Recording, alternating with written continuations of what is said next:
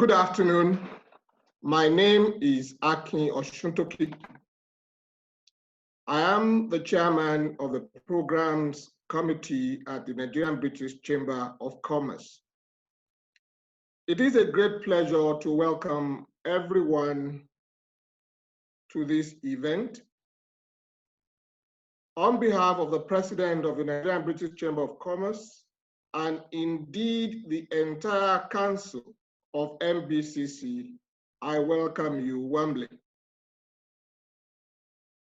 Today, we are going to have an interesting discussion on the topic, winning at business during and after COVID-19.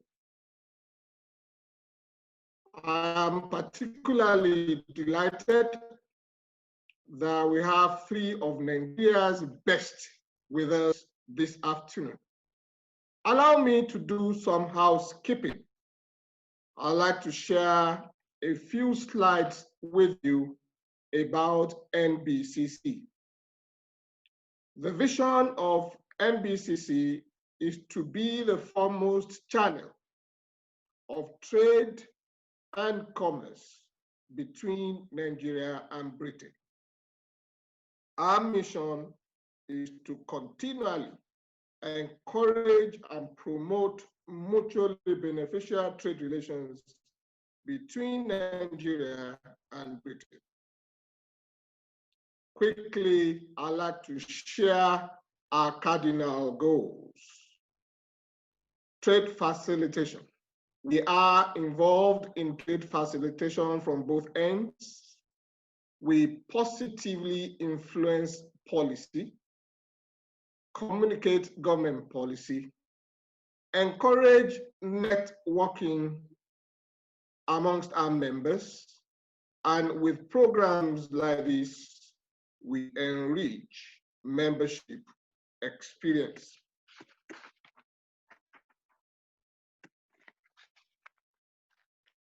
Want to be a member?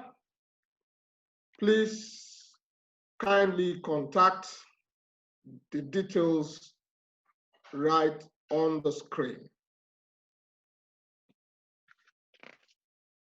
Also, we'd like to share with you some of our upcoming training programs coming up. We have an overview of export and import trade standards training that is coming up on Thursday and Friday, 11th and 12th of June. Please contact our secretariat and they will be glad to give you further details. Also, you can follow us on social media. The details are also shown on the screen.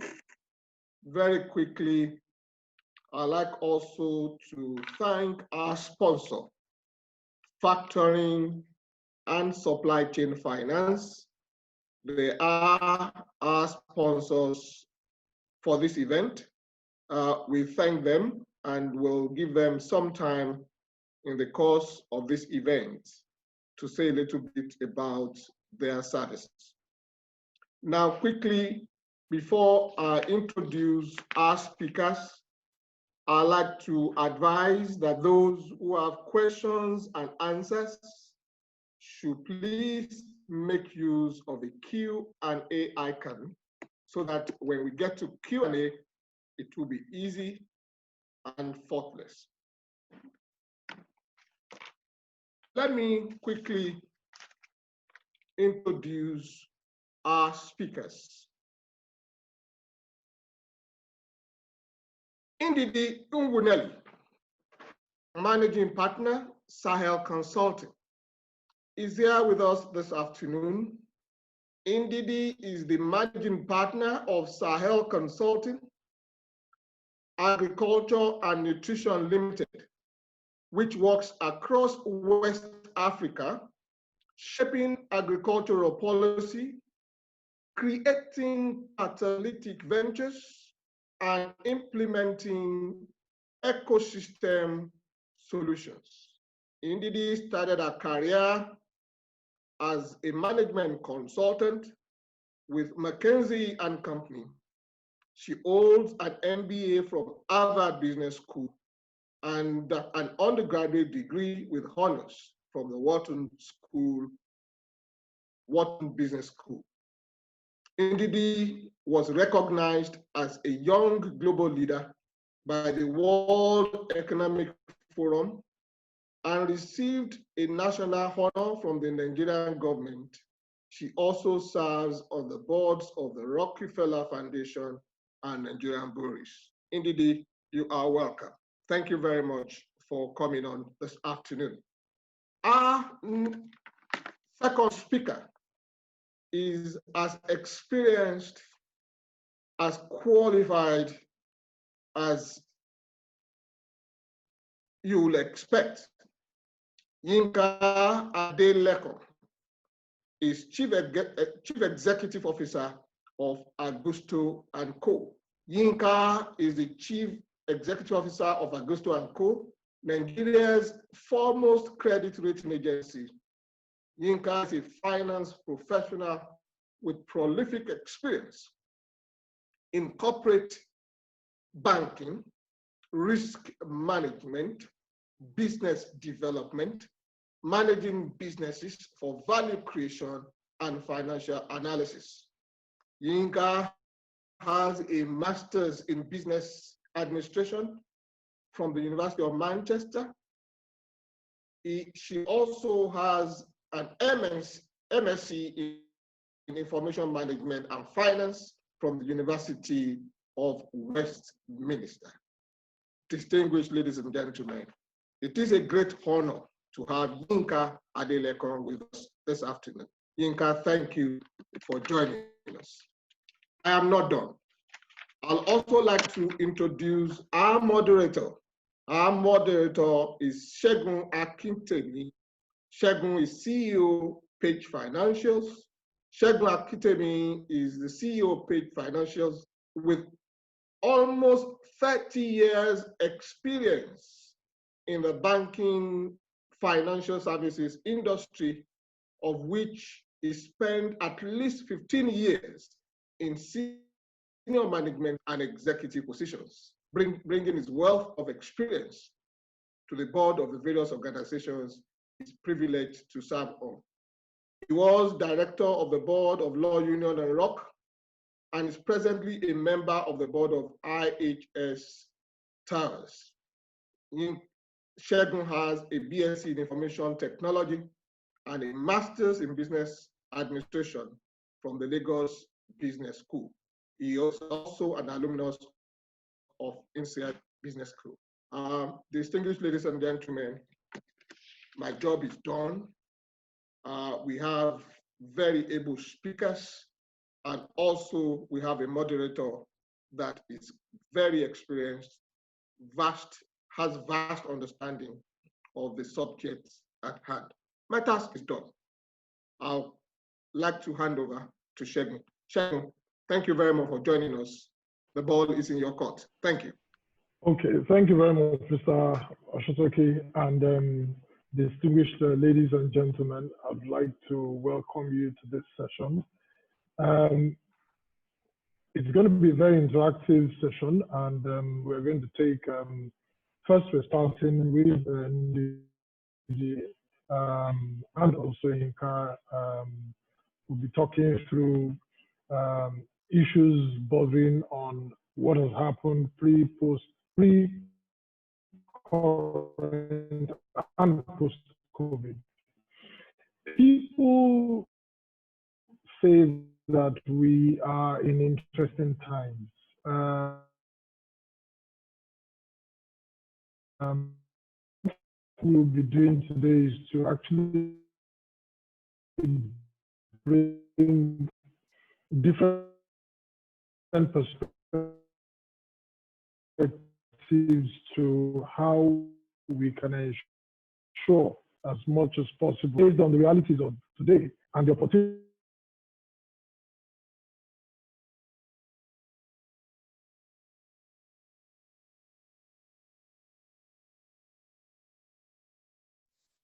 Yeah, sorry, I went up there. So based on the realities of today and the opportunities in the market, that would empower and enable us actually step up and move from a negative perspective to not just a positive perspective, but a very optimistic perspective. So as Mr. Oshitoki said, we have very appropriate people to talk through this session. And we'll start with Ndidi. And I believe she would want to talk through it and make a short presentation, which I would appeal that would listen well and get the best from it before we now go into the interactive session. So Ndidi, you're welcome. And could we please take your presentation now? Thank you very much, Segun, and thank you everyone for joining. It's really an honor and privilege to speak with you today. I've been given 8 minutes to basically talk about the crisis, leadership roles and actions, and suggested interventions for the entrepreneurs and CEOs on this forum. It's no news to us that we're facing a crisis, and there are at least 4 lenses that this crisis we can view it from. First is the health crisis, the rising rates of transmission, global debt, and the limited capacity in our country to address the issues. This has exposed the fragility of our healthcare system in a way that we never imagined. There's also low compliance on social distancing and limited use of masks. There's a huge economic component, serious long-term and medium-term consequences. It's affecting GDP, inflation, and liquidity, affecting macro and microeconomic stability. There are losses, severe decline in remittances. We are experiencing the inflation, the currency devaluation, and food price hikes. Obviously, it's not all linked to COVID. It's also linked to the oil shocks and some of the underlying weaknesses in our economy. There are serious social issues that we're all facing.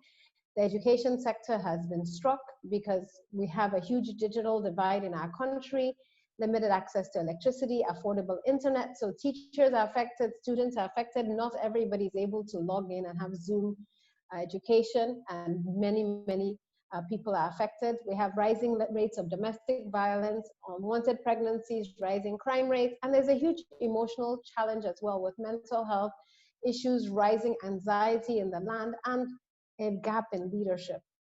Now, I work in the food and agriculture landscape, and in this landscape over the last 2 months, we've seen 20 to 100% increases in food prices in our major cities, shortage of raw materials, delays in the planting season, a lot of SMEs being affected, greater interest obviously in the use of technology to reach consumers, increased price sensitivity because people can't afford relatively expensive food or even what they consider now luxury food items, and clearly rising hunger and malnutrition in the land.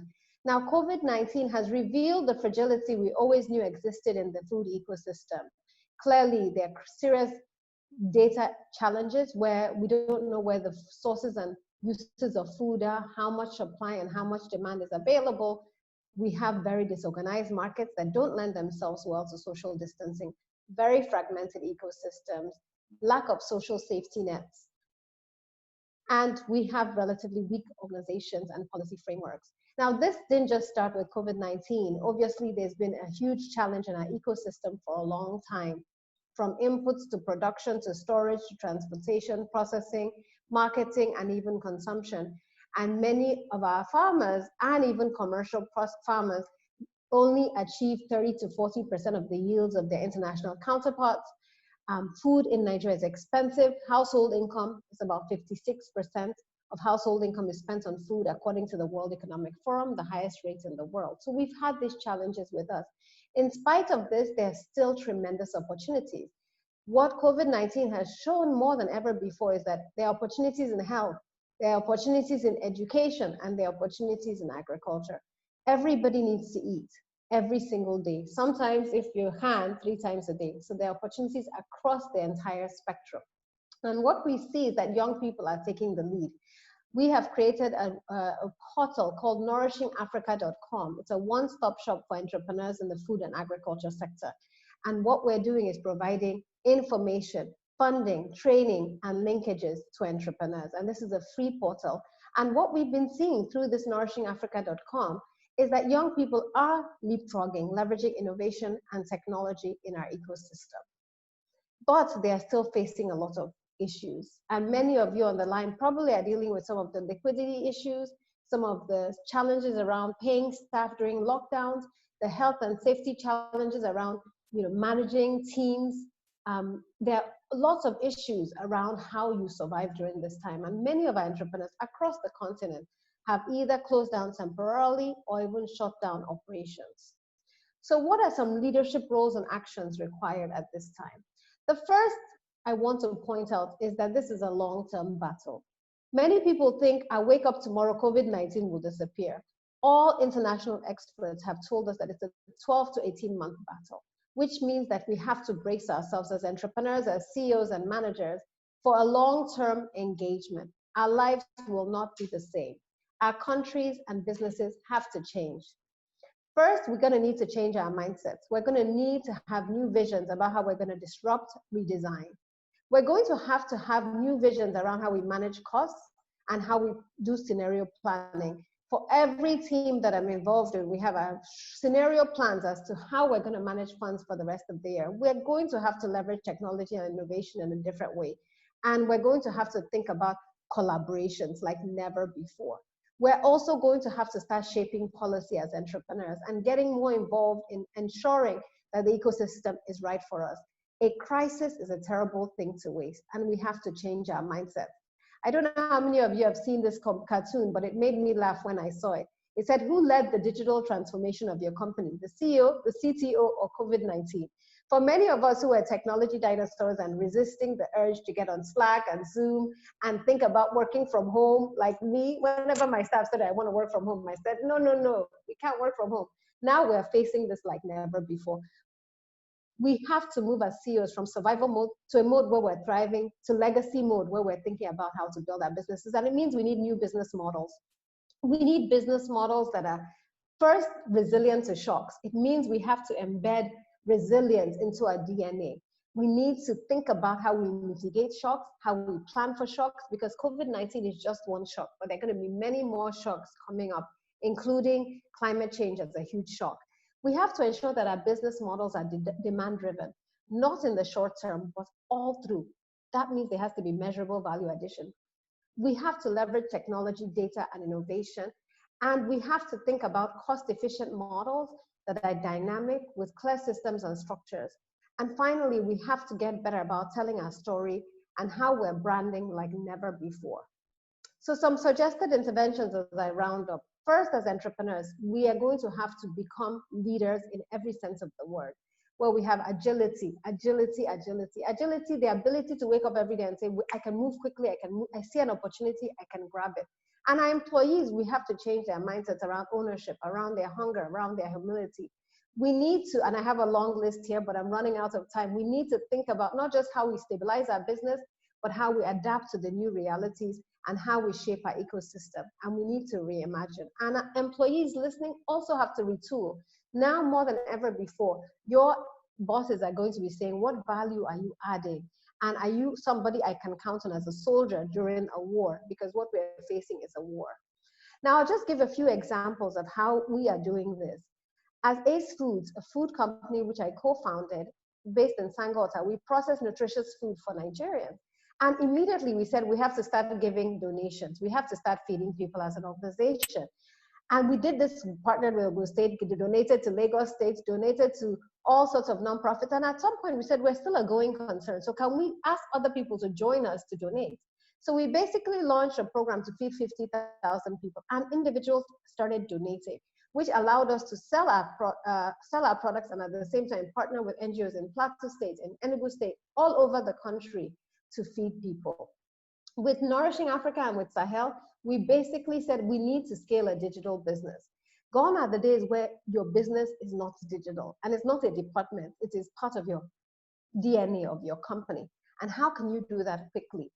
Even with our CSR, we moved our Sahel Scholars Program, which we offer in universities across Nigeria, to a digital conference, and which allowed us to reach students all over the country. And with our Scholars Program, we added a program for educators, which allowed us to reach agriculture faculty all over the continent. And what digital allows you to do is to break down walls. And this was not only cost effective, much cheaper than going to schools and having to feed thousands of students when you're doing lectures and training and internships, but allows you to scale. And we've shifted all our trainings now to online. I'll end with a quote, which is my current mantra. Mbelede kaja madike, it's an Igbo word, Igbo proverb, which means disasters help to sift out the resilient, resourceful, and brave. This is an opportunity for you as an entrepreneur to demonstrate your resilience, how resourceful you are, how brave you are. And right now, more than ever before, we need courageous entrepreneurs to step up. So I want to challenge you to start thinking about how to retool, remodel, rebuild, build infusing digital and governance into your DNA. Thank you very much. Thank you very, very much, Ndidi. That was pretty comprehensive, and there's been a lot of demand for your slide. But I just want to do a short and a quick summary. I think your focus was talking about how we can get very efficient, how we can leverage technology. Of course, collaboration was a major issue, that we have to make sure we collaborate with organizations. And of course, you stressed the importance of ensuring we start looking at building a new business model, because there's a saying that old ways won't open new doors. What has happened is that COVID has actually created very different type of doors than we used to have. So we have to develop new ways to actually open those new doors. We have to be resilient to shock, which I find very interesting. A lot of us do not subject ourselves to any form of stress test, even as a human being. So we have to develop those machinery to ensure. And of course, very interesting point I gathered was how you want to, how employees should retool themselves. I find that very interesting. Employees naturally would default to employers for every form of acquiring experience, creating skills and actually honing their skills. But we've gotten to a time where employees have to take on that gauntlet themselves and actually drive growth. So thank you very much, Ndidi. I'll come back to you with a few questions, but would want to take Yinka's slide now, and would give her a few minutes to talk through her slide, and would now take some questions. Thank you very much. Yinka, please, you can unmute and. Okay. Yeah, still. Okay.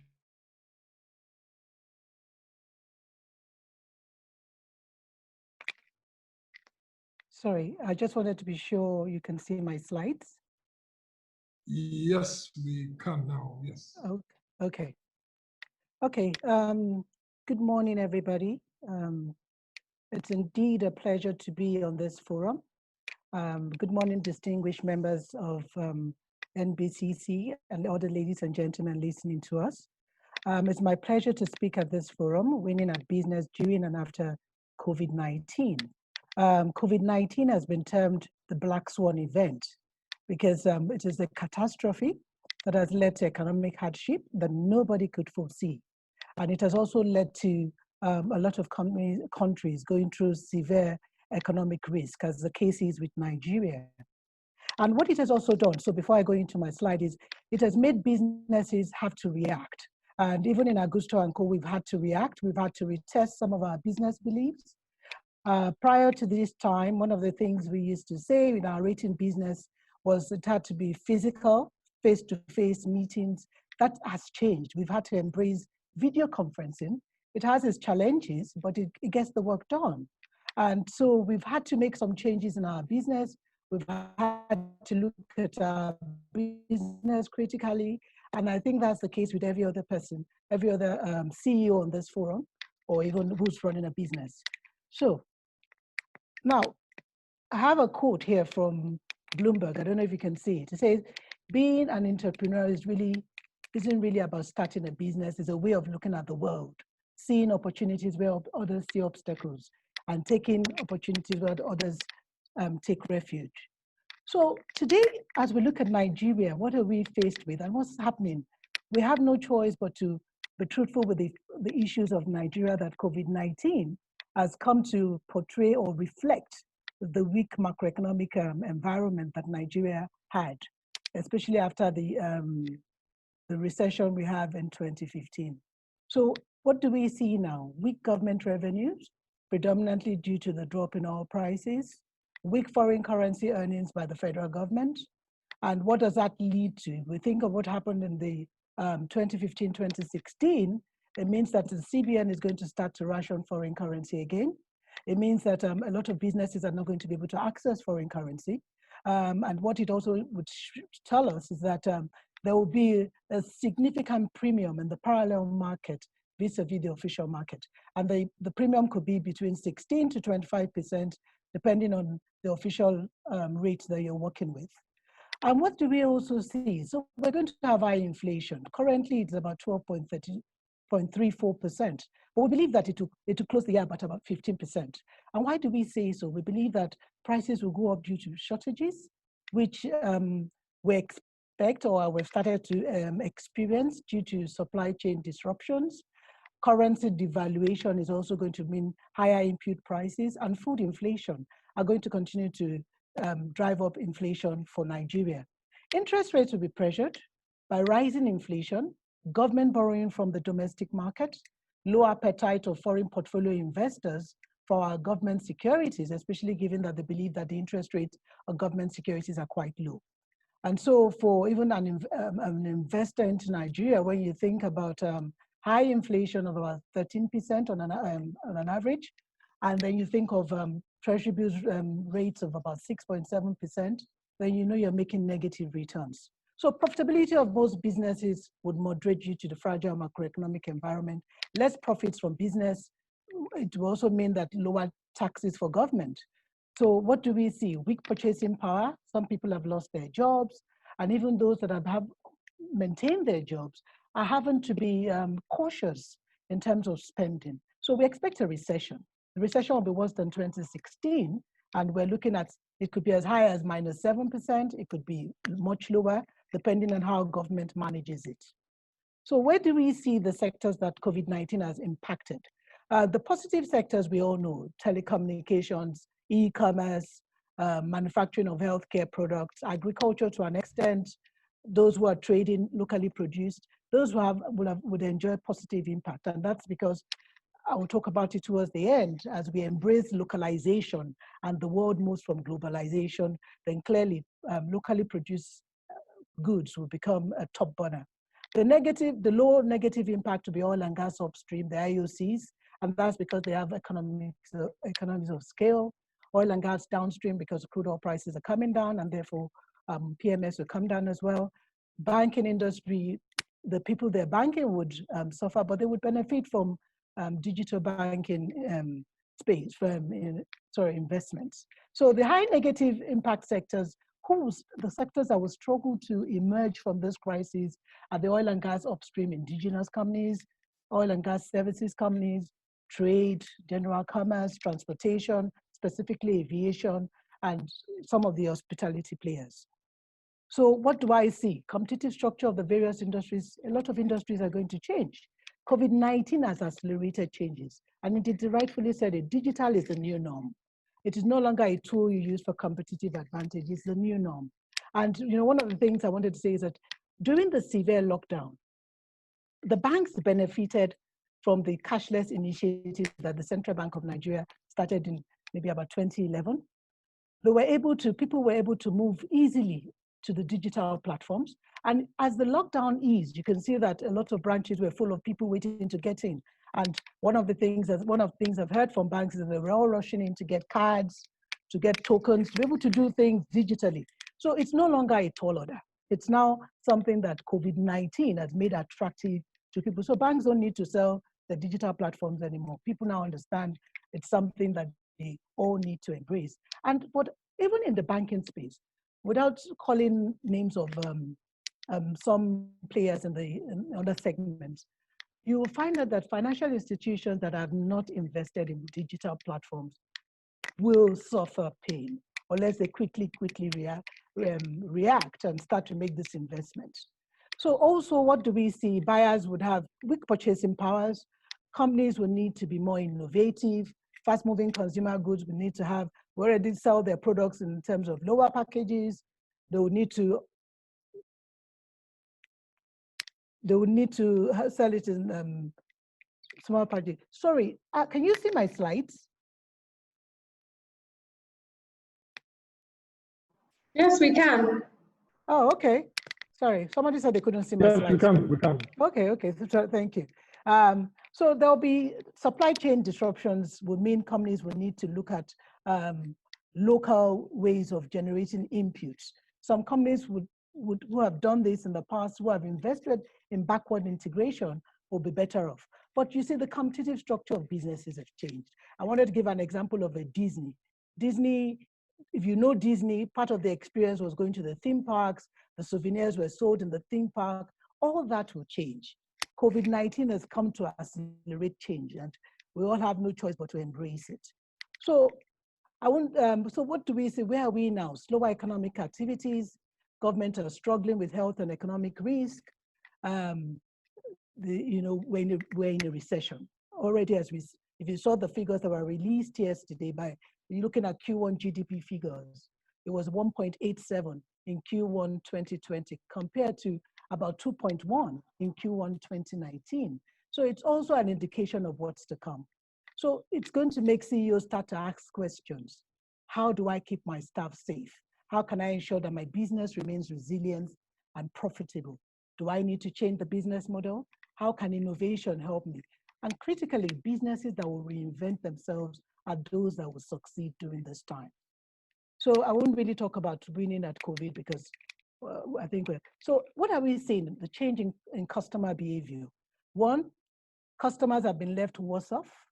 They will begin to bargain hunt and spend only on priority spend.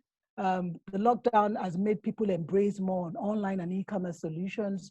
And the interesting thing is that customers have downloaded apps. Now, these apps have allowed them to do things like food or grocery shopping. But the critical thing that companies need to take away from this app is that by having people download app, you are able to do data analytics and you're able to improve on your predictive techniques for understanding customer behavior. And this is something that we shouldn't let it pass us at this time. Also for organizations, more organizations are pursuing cost strategy. They will seek ways to reduce their cost. Some people would think, people are going to start to question the amount of office spaces that they have now. Do they really need that amount of office space? The nature of work has changed. And therefore, the nature of even consumption would change, because what it means is that people can effectively work from home and people would demand other things because they're working from home. So what do we need to do? We need to start retesting our beliefs as CEOs of businesses. And I gave our example, and I said, before now, we thought face-to-face meeting was the only way we could render a written service. That has changed. Video conferencing is serving its purpose. We need to create originality. We need to develop new business. This is not a time for us to play the defense, but this is a time for us to be on the offensive. We need to create new markets, be innovative. I'm saying innovation has to go, and it cuts across different sectors. For instance, why do I have to go to a bank to pick up my card? There must be a way around it. So we need to focus on innovation, select new markets, and play in those markets. Look for synergies, those we can partner with in order to create new markets. And so for me, winning after COVID-19 is one, innovative market development. And I've said it, we need to rethink our products. We need to move from defense to offensive, improve operational efficiencies using digital transformation, be careful on employee reduction because they're the heart and soul of your business, and invest in more securities as more people begin to work from home, and use the strength of social media. So I would stop there. Thank you very much, and we'll take the questions. So over to you, Segun. Thank you very much, Yinka. Thank you very much. Just to do a quick recap of your comments, you started off by actually breaking it down in terms of the fundamentals, the issues we have currently in terms of our macroeconomic environment, the issue of FX rationing, which of course naturally leads to premium in the parallel market. We talked about inflation and the reality of the fact that inflation will naturally go up. We're at about 12.45% now. And every analyst has said probably would beat or even go above, probably would go up because nobody would want to invest in an economy where there is a large variance between the inflation rate and, of course, the returns. So if we're using the treasury bills as benchmark today, would find a negative margin of almost about maybe about 7% thereabouts. So yeah. it's those problems are, and of course purchasing power, it's fast diminishing. If we're going to even use, what I say is that if we're using the market basket as a basis of arriving at inflation, definitely would not be. It's really a joke to talk about 12%. It's definitely way over that, even within the last couple of months. And you now came up with some very, very clear solutions. You talked about backward integration, which I find very interesting. And people tend to think that it's only those in the manufacturing sector that can actually consider backward integration. But I think there's no business that doesn't have an opportunity to look at backward integration. You talked about reinventing ourselves. So people feel that, oh, they've learned so much, but we need to actually start reinventing ourselves. We need to focus on priority spending. You mentioned that. And you also mentioned something very interesting, retest our beliefs. So yes, we have the beliefs, you know what we're doing, but we need to subject them to also a lot of tests and also transit from being defensive to becoming offensive. That is something we also need to pay a bit of attention to. And you also mentioned, of course, the fact that we have to be careful with employee reduction. Naturally, most organizations, the first thing they do is they want to reduce staff because that's the easiest way to, of course, hit the bottom line. That is not something you'd advise that we consider at this time. If at all, it has to be very, very well thought through and a lot of attention paid to it. It's interesting because there's also something I stumbled on. It's a saying by a guy called Ndidi, which says that if you change the way you look at things, the things you look at actually change. So it's just about our perspective to how we see things. And going back to Ndidi now, if I may just ask, based on, of course, your presentation and, of course, your experience, haven't even witnessed a lot of recession. And the interesting thing is Nigeria just has a way of bouncing back. Based on your background and, of course, working with a lot of entrepreneurs all across Nigeria, what are those financial options, financing options, and business strategies that they should consider, particularly for entrepreneurs at this time, based on where the market is and where we all are as people? Thank you very much for the question. I would say that right now is actually an interesting time to raise money. There are quite a few opportunities for grants and very affordable loans being offered, especially if you're an entrepreneur in the agricultural and food landscape. We have been approached by at least 4 organizations who have asked to partner with us to give support to entrepreneurs. And starting the month of June, we're going to start working to give grants to entrepreneurs in the food and agricultural landscape with a big focus on women. But I know that it's not just our organization. Invest, which is a USAID funded project, GIZ, DFID, are all giving grants. In addition, there are a range of international organizations outside the development partners that are doing this. Mastercard Foundation is doing some very interesting work with quite a few of our local banks. So what is interesting is that there are a whole slew of COVID recovery and response programs, funding programs for entrepreneurs. But what do you need? You need to be investment ready. You need to demonstrate that your company can survive COVID and thrive post-COVID. And that's why I mentioned that we have to retool and rebuild. I underscored this point of price sensitivity, which Yinka also underscored. You know, I have entrepreneurs who are making biscuits and they realize in COVID and post-COVID, biscuits are a luxury. So let me change to bread.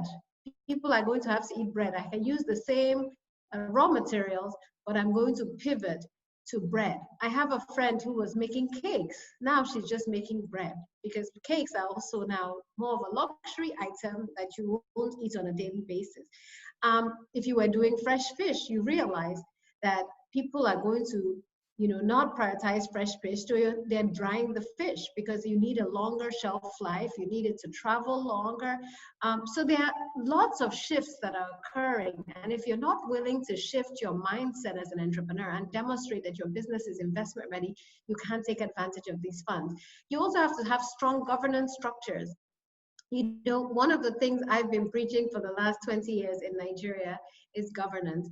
Having a strong board of directors, having credible individuals who support you, because nobody wants to support a one-man or one-woman business. I want to make sure if I give a grant to you, you're not going to use it to pay your house rent or to buy a new car. It's actually going to go directly into your company. And Lee wrote a book many, many years ago, which is a best-selling book called Get on Board. I highly recommend it to all of you. I think there's an e-copy because it's important you put in place a governance structure and have regular board meetings because the funders are going to want to see that you have those governance. And then you have to have financial management systems and controls. Many of our companies are using COVID as the reason why they haven't audited their books for 2019. You have, you know, that's not an excuse. You have to show your annual reports. For many of the grants that Ace Foods is even applying for, they've asked for 3 years worth of financial records, including 2019. How many of us are willing to share the audited financials for 3 years? So I'm saying there's funding, that's the good news. And if you're ready and are well positioned to take advantage of these opportunities, there are many opportunities available to you. Thank you very much, Ndidi. If we want to just, take that a bit further, what about the impact of technology too on the entrepreneurs? And if you could just answer quickly, how do you think they can embrace technology in applying themselves better? So right now, there's no business that can survive if it's not leveraging technology. And I'm very excited that a lot of my farmer friends and investee companies that we work with that may have been in the poultry industry are now saying, well, we're in poultry, so we're growing chicks, day-old chicks, but we're also going to start selling them online, selling our products online. And just last week, one of our investee companies, Dainty's, based in Kwara, I ordered chicken and gizzard from them sitting in my home in Lekki, and I got it delivered. This is a company in Kwara saying, you know what, our customer base has to be expanded. We're going to have to change the way we work. And it's set up a website in record time with mobile payments that is leveraging. And so every single entrepreneur has to think. Somebody asked the question, I'm in the real estate training business. I said, well, guess what? Nigeria is no longer your market alone. Now you can actually train people all over the world. Many of us used to, when we have physical training, we restricted to participants in Lagos. Now you have participants all over the place. And I think so these tools are affordable and you can train yourself. And I also wrote in there that there's so many training programs. Harvard has free training programs right now, INSEAD, Stanford, literally certificate-based training programs that are free. You have no excuse why you're not equipping yourself with the skills and tools to win today, and thinking about each aspect of your business and what aspects can be digital. Well, thank you very much. Very clear, concise, and direct. If I may ask, Yinka, very quickly, looking at where do you see the economy post-COVID? Because the reality is that people that are forward-thinking are already looking at how life would be like after COVID, because they moved on beyond grappling with the issues of COVID. So where do you see the economy? How would people be positioned? Then particularly, how do you think, or what do you think would happen, particularly to customer behavior as we move along into the post-COVID era? Okay, thank you, Segun. I think I should first say that the truth is we are in the recession and people need to address that. And our ability to come out of the recession would determine the ability of government to address the health issues, because the health issue is a major issue that has created an economic risk. If we were following the news, I think on Sunday, the US government issued a travel ban on Brazil, and it had predominantly to do with how they have handled the pandemic. We need to ensure that we handle the pandemic very well so that we can reduce things like this happening to us. Because if we have travel bans from, say, the US, the UK, that would not be good for our supply chain. Also, the government needs to remove, the foreign exchange policy needs to be addressed. We would not be an attractive investment climate when people know that there are multiple exchange rates. We must allow the official market to reflect realities, because as long as we have arbitrage opportunities, foreign investors will be hesitant to come in, and even it affects business because of the cost of the rising cost of imports. We also, I personally think we need to remove the interstate lockdown so that we can allow food move around.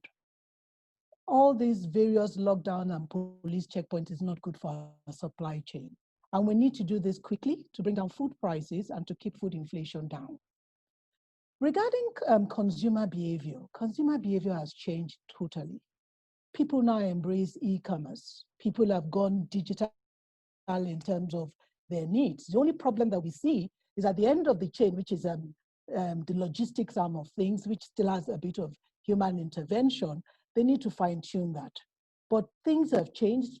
Consumer pattern has changed. People that predominantly would not have gone into banks are beginning to realize, but before would not have embraced the digital platform of banks, are beginning to realize they have no choice in it.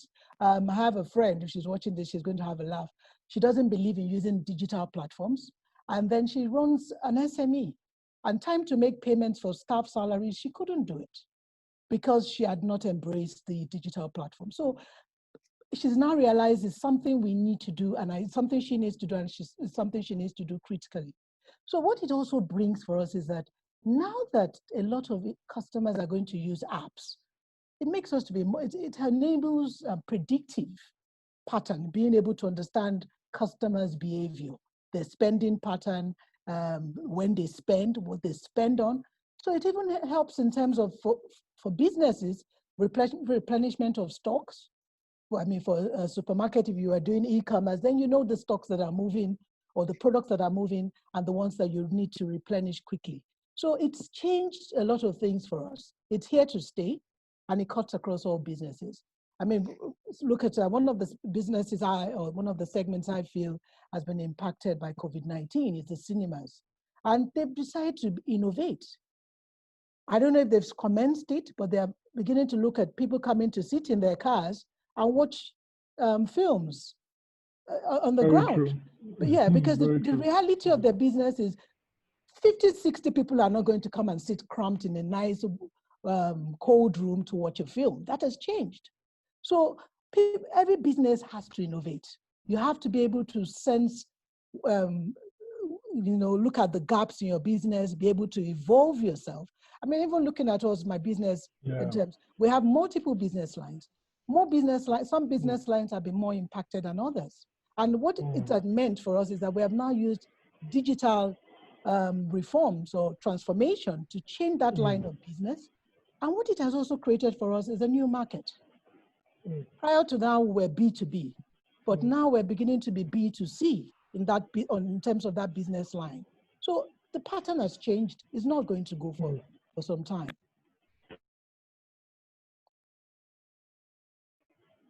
Thanks, Segun. Yeah.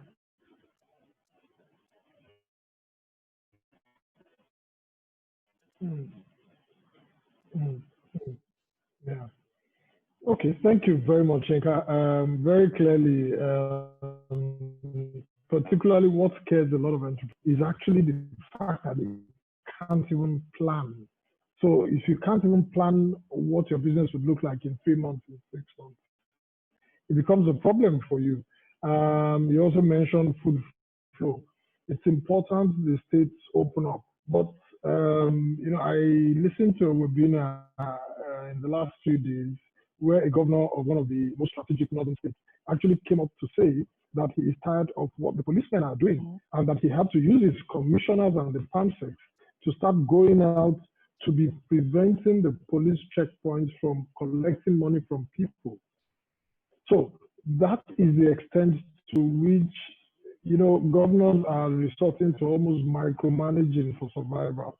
But it's an interesting situation we find ourselves in. At this point, we would want to invite Mr. Lanre Bakari, who is the CEO and representing a company called Factoring and Supply Chain Finance.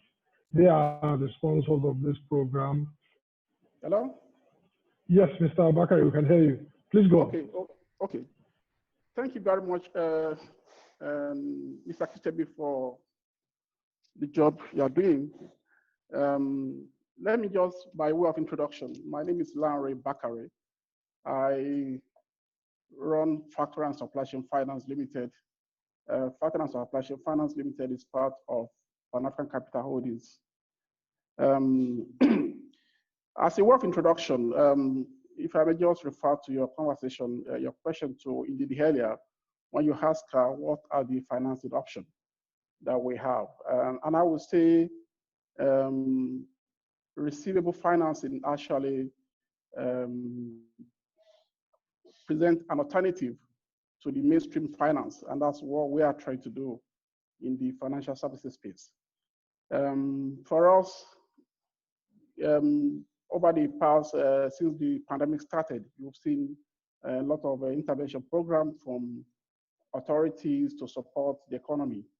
And for us, I think earlier payment is much better than borrowing, whether we like it or not, especially for enterprises that have good counterparties. So coming to our services, what we do, as you can see, we are part of an investment banking group, Pan-African Capital Holdings. So for us, if you look at the SME, for example, because the focus of what we're trying to do is basically the SME. When you look at the contribution they make to the economy, SMEs, you know, contribute not less than 48% to GDP. They are responsible to, I mean, like 90% of the businesses and 84% of the employment generated. So the SME, whether we like it or not, must have an alternative where they can discount their invoices and to be able to, indeed, when you look at this, what has happened to everybody, not to be SME alone, but they are much Truth is, the supply chain has been disrupted. We are facing devaluation about 20%. So technically, everybody's already in we're in this challenge together. So anything that can be used to support the SMEs as a way to early payments, and I think is much, it will be welcomed by everybody because of even replacement of their current stock, nobody can say. So any intervention by the authorities has to be focused by the SMEs so that they can be able to stay afloat. But having said that, for us, we feel we can provide receivable financing either on recourse or non-recourse basis, and of course, the reverse. So which is the offering to the table, and then it's an ecosystem we are trying to galvanize and create the platform, especially for SMEs in this space, that have a credible counterparties. So that is what we are trying to do. Slightly different in the financial services space, for example, we have banks or other financials who provide a sort of receivable finance or factoring. Of course, you have the invoice discounting, which is a variant of factoring. Of course, it's on a recourse basis. Okay. So, which is what we're trying to do, and try to create awareness in the larger ecosystem of the financial services sector, so that the SME, which are the engine and the driver of the economy, yeah. Pre-COVID, no, and even post-COVID, can have access, yeah. Okay. They need to be properly safeguarded. Okay. Okay. So, okay. So more fundamentally, the problem is even much more than the SME today, because whether I would like it or not, even the big corporates that are so-called blue chip, everybody wants to retain enough cash in the balance. And what happens at the end of the day is the SME that suffers. So there must be a platform whereby resources can be channeled to those SMEs so they can and they can, because the SMEs remain the engine of the economy anyway. Thank you very much, Mr. Bakari. I think your details are on the screen, so and also the website of the organization. So there could be other references to it as we go along. Thank you very much. At this point, would want to go into the Q&A. We have a few questions already, and would want to start taking them on. And the first, I'd like to start from, I think, someone that wants to know, kindly advise how does a micro lender manage in this situation where cash flow is slow, repayment pressured, and liquidity scarce remodel? I don't know if Yinka would want to take this question.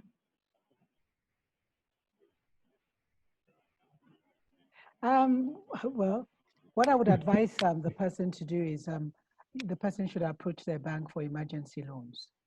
I think that many times people are apprehensive about approaching the banks. But the truth is, if you have good business fundamentals, which have just been impacted by COVID-19, and you believe that your business can still continue to thrive, then the banks will be willing to give you emergency loans. At least what I would advise is approach the banks for emergency loans. Okay.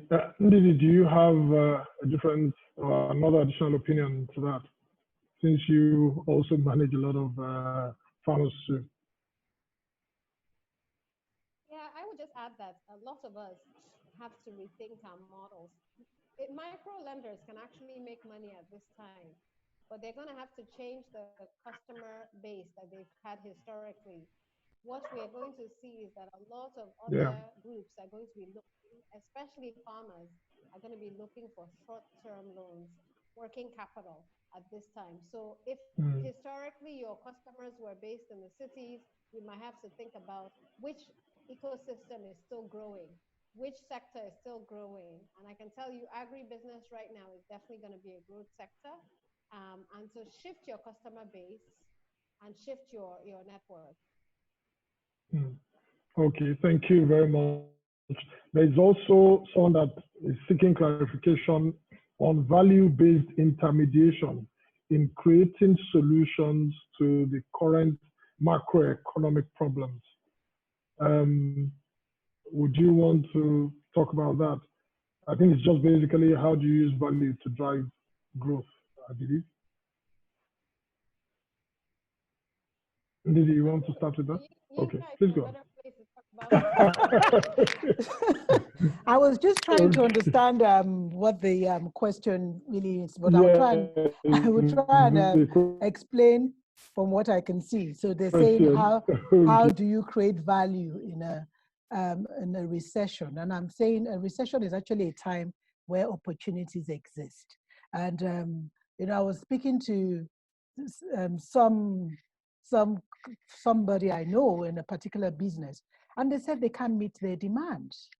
So there are different things you can do to be innovative. Okay, let's even look at when we realized COVID was upon us and we needed masks. What happened?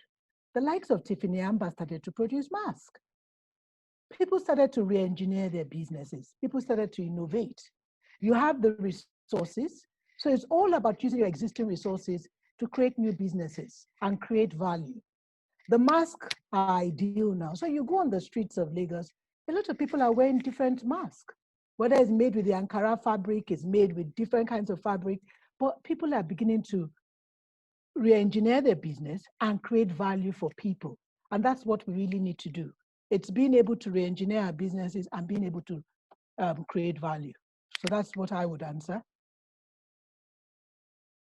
Thank you very much. There's a question which seems very interesting. It says, talking about digital adoption, do you feel we need a deep cultural change to drive adoption? A vivid example is the crowding of banks after lockdown were lifted. How do financial service providers bridge the trust gap? What do we think? Okay, I can answer that. Yinka, please go. Okay. Yeah, so I've spoken to some people in the banks, and what I hear is that a lot of people are coming in, people that didn't have cards before the COVID-19 have realized the essence of having cards, because that's the only way they will have access to their money. So what I understand is a lot of people are coming in to embrace the digital platforms so that they can have their day-to-day needs be met. But be that as it may, one of the issues I have with banks, and I think the banks need to innovate more, is I got a letter from my bank, an email from my bank last week asking me to come and pick up my card. Now, I know that in this climate of today where we have COVID-19 and there are health issues, I'm not going to go and expose myself by going into a bank to pick up my card. So banks need to look for ways to partner with logistic companies to have people's cards being delivered to them. Innovative. Yeah, to be innovative. So that's what I would say. The education is there. I think the government has spent a lot in creating awareness. And when we say that Nigerians don't want to embrace digital, I don't think that's true. We're one of the highest users of the internet in Africa. We're one of the highest users of internet. Nigerians are very strong on social media. Somebody says something on Twitter or tweets something wrong, the amount of people that are going to go after that person. So we are digital savvy. I agree. Yeah, we are digital. I think we are. I agree. Okay, Ndidi, this is for you. Do you think it will be better for organizations to invest in training already existing employees on technology advancement, lay off those that are not technology compliant and hire those that are, or hire consultants on retainership to manage a tech department of businesses focusing on their core business, which is, I think, talking about backward integration or something. What do you think? Yeah. Well, I think right now every single company has to have someone in-house who understands technology and leverages it. It can't be a side department anymore. It has to be a core component of everything you do. And so that means you can hire them on contract, but they need to be fully dedicated to helping you re-engineer and rethink your business. And in terms of employees, honestly, I find that when I look for employees, it's people who are hungry, who are passionate, and who have emotional intelligence. You can learn everything else, but that basic desire to learn and grow is the most important thing. And the work ethic is the most important thing.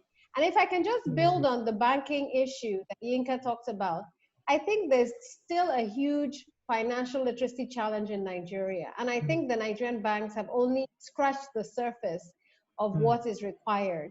In 2007, I did a study for DFID before a company, EFINA, was born, and I helped start EFINA, which stands for Enhancing Financial Innovation and Access. At that time, we only had 7 million bank accounts in this country. I think right now, when I looked most recently, we were between 40 and 50 million bank accounts. And trust me when I say that is unacceptable, not just because that's the adult population, but if I asked everybody on this line, how many of you have bank accounts? Many of you have 3 or 4 or 5. Your companies have 4 or 5. So divide that 50 by 5. It means we're still largely unbanked in Nigeria, and we need to bridge that digital divide. This is a wake-up call for those of you in the financial services sector. You need to build the trust, but you also need to go out and find consumers and customers. I would say let's leverage our post offices, let's leverage our primary healthcare centers and ADPs in our 744 local governments, and let's get people banked, because Nigerians cannot afford in the 21st century not to have access to financial systems and support from financial systems as well. Okay.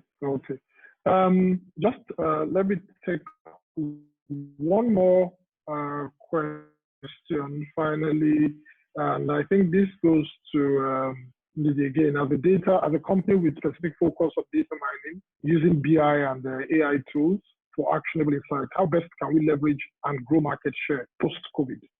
This is a great time for any company that has data, because all of us need data, and we're willing to pay for data. Not only development partners, I just got off a call with WFP, the Ministry of Humanitarian Affairs, telcos, just before this one, about data. We need data because we need to know how to serve our most vulnerable people. So if you have data available, please package yourself well, because all of us need your data. Get it out there, get that information out there, because we don't want to be blind as we're making decisions and making investments right now. And it's, I do a lot of primary research, and data is valued, trust me, and people are willing to pay. Thank you very much. I just want to appeal that the other questions will be forwarded to the chamber, and we'll try to get the speakers to actually respond to them accordingly. But unfortunately, we've run out of time. I'd want to say a very big thank you to Ndidi and Yinka for sparing the time to join us here. It's a very rainy afternoon in Lagos here, and everybody wants to very quickly get back to a host of other things. So I want to thank everybody that has